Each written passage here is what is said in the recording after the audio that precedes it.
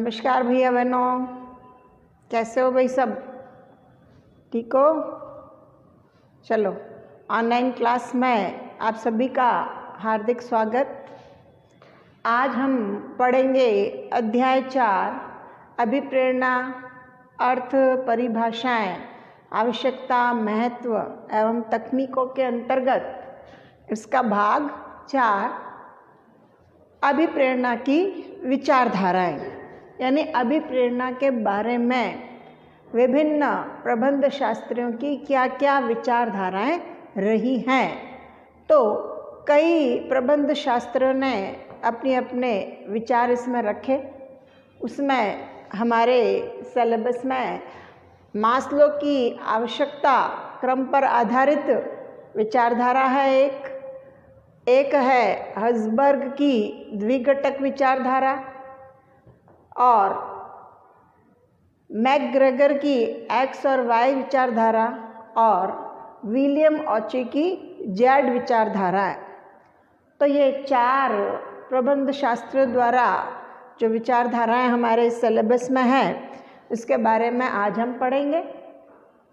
इससे पूर्व अपन ने विभिन्न तकनीकें, अभिप्रेरणा की जो तकनीकें थी इसके बारे में पढ़ा था, वित्तीय और अवित्तीय तकनीकों के बारे में।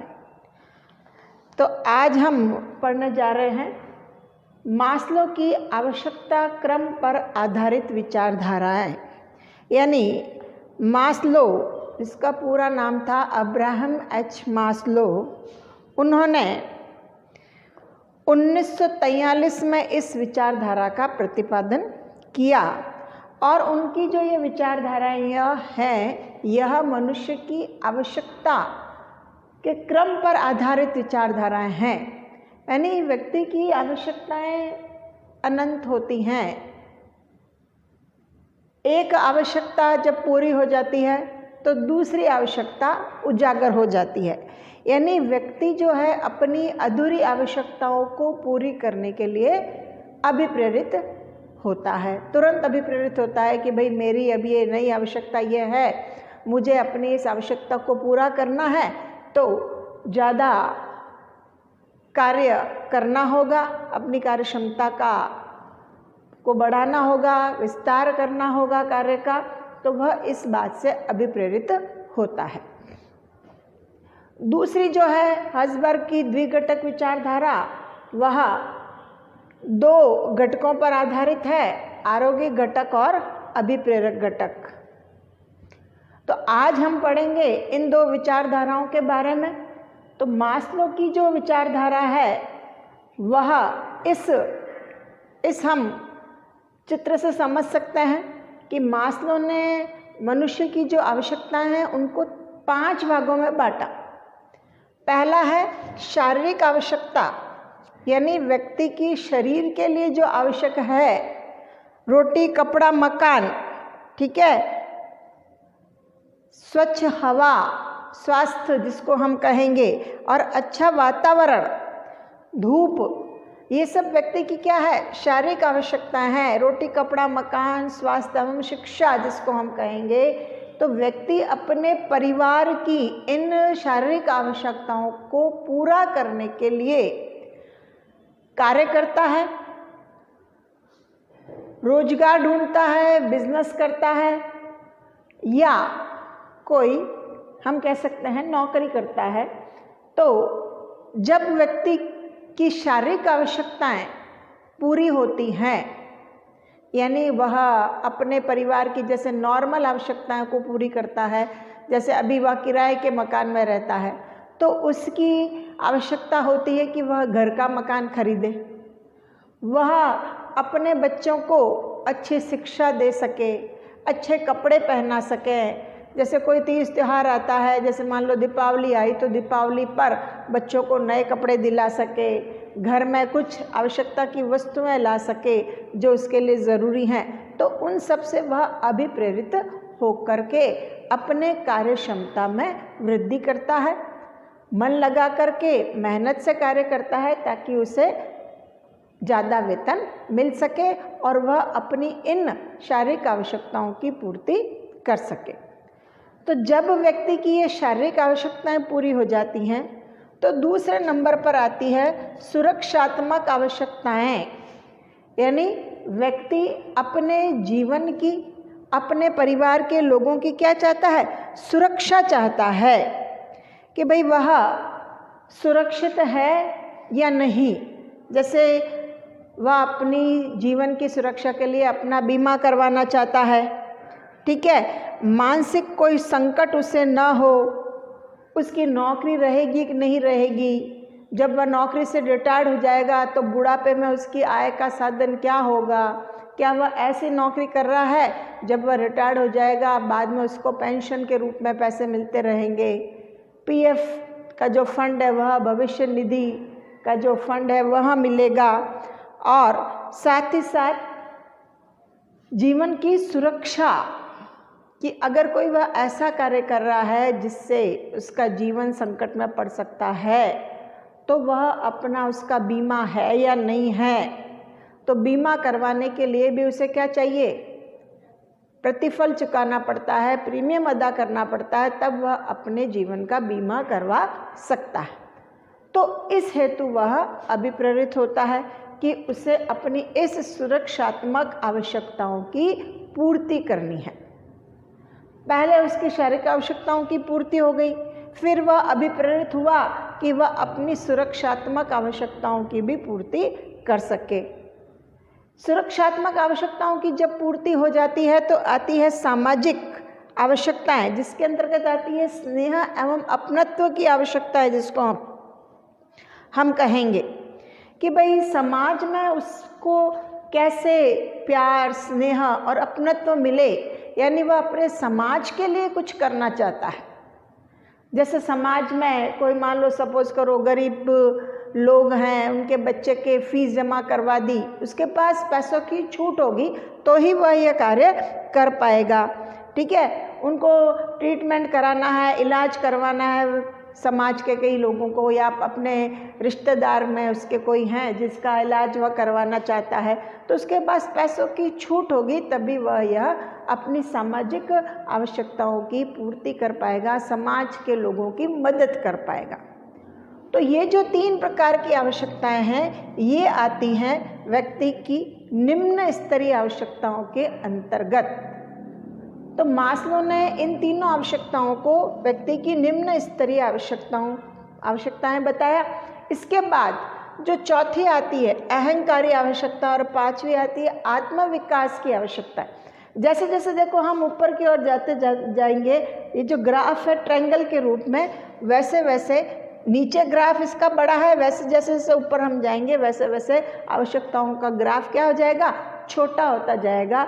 यानी जो ये ऊपर की जो आवश्यकताएं हैं ये उच्च स्तरीय आवश्यकताएं हैं, जिसमें व्यक्ति की चौथी जो आवश्यकता है अहंकारी या स्वाभिमान की आवश्यकता है। इसमें व्यक्ति अपना जैसे पद, सम्मान, मान चाहता है तो वह इसकी आवश्यकता है कि ऊंचा पद उसको मिले, उसकी सैलरी बढ़ी हुई मिले, उसको मान मिले, वह स्वतंत्र होकर के अपने अधिकारों का उपयोग कर सके, किसी के अंडर में रह कर के काम नहीं करना। तो ये आवश्यकताएं इसकी आती है चौथे नंबर पे अहंकारी या स्वाभिमान की आवश्यकता है। और 5वीं आती है आत्मविकास की आवश्यकता है, जिसके अंतर्गत इसके अंदर मतलब कुछ अपने अंदर बनने की, कि भाई वह चाहता है कि मेरा बड़ा बंगला हो, 4 व्हीलर हो उसके पास, है ना, कुछ बनने की भावना से प्रेरित होकर, यानी वह अपना सेल्फ डेवलप करे, आत्मविकास की आवश्यकताएं ये होती हैं। तो ज़्यादातर जो होती है, मास्लो ने बताया कि व्यक्ति की ये जो 3 आवश्यकता है निम्न स्तरीय आवश्यकताओं की पूर्ति करके व्यक्ति क्या हो जाता है कि भाई वो कहते हैं ना कि सब्र बड़ा है ना, ज़्यादा व्यक्ति को लालच नहीं करना चाहिए, जितना मिल रहा है उतने में संतुष्ट। तो ये 3 आवश्यकताएं जो क्रमबद्धता पर आधारित है, शारीरिक, सुरक्षात्मक और सामाजिक आवश्यकताएं, व्यक्ति को प्रेरित करती हैं कार्य करने के लिए, ताकि वह अपना कार्य करने का जो स्तर है, कार्य करने की जो हम कह सकते हैं कि गति है, उसको बढ़ा सके और अपनी इन आवश्यकताओं की पूर्ति कर सके। ऊपर की जो 2 आवश्यकता है ये उच्च स्तरीय आवश्यकताएं हैं, व्यक्ति इनकी पूर्ति कर भी लेता है और नहीं भी करता है। तो मास्लो ने जो मास्लो की आवश्यकता क्रम पर आधारित विचारधारा है उसको इन्होंने 5 भागों में बांटा है कि भाई व्यक्ति इस प्रकार से इन आवश्यकताओं से अभिप्रेरित होकर के कार्य करता है। दूसरा, हर्ट्ज़बर्ग की जो विचारधारा है वह द्विघटक विचारधारा है। 2 घटक हैं उसके, एक है आरोग्य घटक और दूसरा है अभिप्रेरक घटक। आरोग्य घटक के अंतर्गत ऐसे तत्व आते हैं जो व्यक्ति को अभिप्रेरित नहीं करते हैं परंतु उन्हें असंतुष्ट होने से भी रोकते हैं, यानी व्यक्ति संतुष्ट रहता है, असंतुष्ट नहीं रहता। ठीक है, जैसे कि संस्था की नीतियां हो गई, प्रशासन हो गया, एडमिनिस्ट्रेशन हो गया कि भाई संस्था की नीतियां कैसी हैं, हम उन नीतियों के अनुसार कार्य कर पाएंगे या नहीं कर पाएंगे, उनका एडमिनिस्ट्रेशन कैसा है, कार्य पर हमें उचित दशा प्राप्त हो रही है नहीं हो रही है, सारी सुविधाएं मिल रही है या नहीं मिल रही हैं। सो हमारा जो पर्यवेक्षण करने वाला है, सुपरविज़न करने वाला है, सुपरवाइज़र कैसा है, हमारे पारस्परिक व्यक्तिक संबंध कैसे हैं कि भाई हमारा बॉस हमारे साथ कैसा रिलेशन रखता है, अपनत्व की भावना है या नहीं है, हमारा बॉस हमारे बारे में, हमारे अच्छे बुरे बारे में सोचता है या नहीं सोचता है, हमारी समस्याओं का हल करता है या नहीं करता है, ये सब बातें इसके अंतर्गत आती है। साथ ही साथ मिलने वाला वेतन या मजदूरी के कार्य के बदले हमको पर्याप्त मात्रा में वेतन मिल रहा है या नहीं मिल रहा है, या हमसे काम करवाया जा रहा है और वेतन हमको पर्याप्त मात्रा में नहीं मिल रहा है। अगर पर्याप्त मात्रा में वेतन नहीं मिल रहा है तो भी व्यक्ति क्या होता है, अभिप्रेरित नहीं होता है। अनुषंगी लाभ यानी एक्स्ट्रा बेनिफिट कुछ होता है, कई बार होता है संस्था में कर्मचारियों को अभिप्रेरित करने के लिए कहा जाता है कि साहब आप अगर अच्छा काम करते हो, संस्था को लाभ होता है ज़्यादा, तो आपको वेतन के अलावा जो एक्स्ट्रा लाभ होगा उसमें से आपको कुछ हिस्सा 1% या 2% लाभ प्रदान किया जाएगा, तो उससे भी व्यक्ति अभिप्रेरित होता है। कार्य सुरक्षा, जो कार्य कर रहे हैं वह पूर्ण रूप से सुरक्षित है। अगर कार्य सुरक्षित होता है तो करने वाले कर्मचारियों को किसी भी प्रकार का भय नहीं रहता कि हम यहाँ पर काम करते समय पूर्ण सुरक्षित हैं। तो ये सारे हैं आरोग्य घटक जो व्यक्ति को अभिप्रेरित तो नहीं करते लेकिन असंतुष्ट भी नहीं करते, यानी उन्हें संतुष्टि प्रदान करते हैं कार्य करने के लिए। दूसरा आता है अभिप्रेरक घटक, जो कि ये वे घटक होते हैं जो कार्य से संबंधित होते हैं और कर्मचारियों को संतुष्टि प्रदान करने वाले होते हैं, इसलिए इन्हें अभिप्रेरक घटक या संतुष्ट प्रदान करने वाले घटक भी कहा जाता है। जैसे इसके अंतर्गत आता है कि आपने काम किया, आपको कोई उपलब्धि हासिल हुई, आपको हम कह सकते हैं कि प्रशस्ति पत्र प्रदान किया गया, आपको मान सम्मान दिया गया, आपका विकास किया गया, पद का विकास किया गया। आप पहले कर्मचारी थे, आपको फिर बाद में सुपरवाइज़र बनाया गया, अगर सुपरवाइज़र थे तो अधिकारी बनाया गया, तो पद का आपका विकास हुआ। आपको उत्तरदायित्व सौंपा गया और उत्तरदायित्व के साथ साथ आपको कुछ अधिकार भी सौंपे गए कि आपको ये काम करना है और इस काम को करने में अगर ये समस्या आती है तो आप अपने इन अधिकारों का प्रयोग कर सकते हो। तो व्यक्ति क्या करता है, मन लगा करके कार्य करता है कि नहीं, मुझे अगर उत्तरदायित्व के साथ साथ कुछ अधिकार भी दिया गया है तो मेरा कार्य सर्वश्रेष्ठ होना चाहिए। यानी बॉस ने मुझ पर भरोसा करके मुझे अधिकार दिए हैं तो मुझे उनके भरोसे पर खरा उतरना चाहिए। फिर व्यक्तिगत उन्नति कि भाई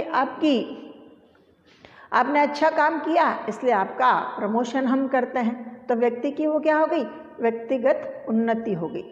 प्रमोशन कर दिया, वेतन में वृद्धि कर दी उसके, तो ये व्यक्तिगत उन्नति हो गई। तो ये सब इस अभिप्रेरक घटक के अंतर्गत आते हैं। तो हर्ट्ज़बर्ग की जो विचारधारा है, जिसको द्विघटक विचारधारा कहा गया है, वह 2 घटकों में विभाजित है, आरोग्य घटक और अभिप्रेरक घटक। तीसरे नंबर पर आती है मैकग्रेगर की एक्स और वाई विचारधारा और विलियम ऑची की जेड विचारधारा। इसके बारे में अपन अगले वीडियो में पढ़ेंगे। ठीक है, तो आज अपन ने पढ़ा मास्लो की आवश्यकता क्रम पर आधारित विचारधारा और हर्ट्ज़बर्ग की द्विघटक विचारधारा। तो आप अगर इस मास्लो की आवश्यकता क्रम आधारित, इससे रिलेटेड भी क्वेश्चन बनता है, तो इसको इसी तरीके से जैसे मैंने आपको डायग्राम बना के, ट्रायंगल बना के समझाया है, उसी तरीके से आपको अटेंड करना है ताकि आसानी से आप इसको समझा सके कि व्यक्ति की जो आवश्यकताएं होती हैं ये छोटे से बड़े की ओर, यानी जो हमारी मूलभूत आवश्यकताएं उसका ट्रायंगल बड़ा है तो वो हमारे लिए ज़्यादा महत्वपूर्ण है। उसके ऊपर सुरक्षात्मक आवश्यकताओं का ग्राफ जो है वह उससे थोड़ा छोटा है तो वह कम लेवल की, उसके बाद उससे छोटा, उसके बाद उससे छोटा, यानी ग्राफ जैसे जैसे घटता जाता है वैसे वैसे हमारी जो आवश्यकता होती हैं वे उच्च स्तर की होती जाती हैं। ओके, तो इससे रिलेटेड आपको ये क्वेश्चंस के करने हैं। ठीक है, ओके।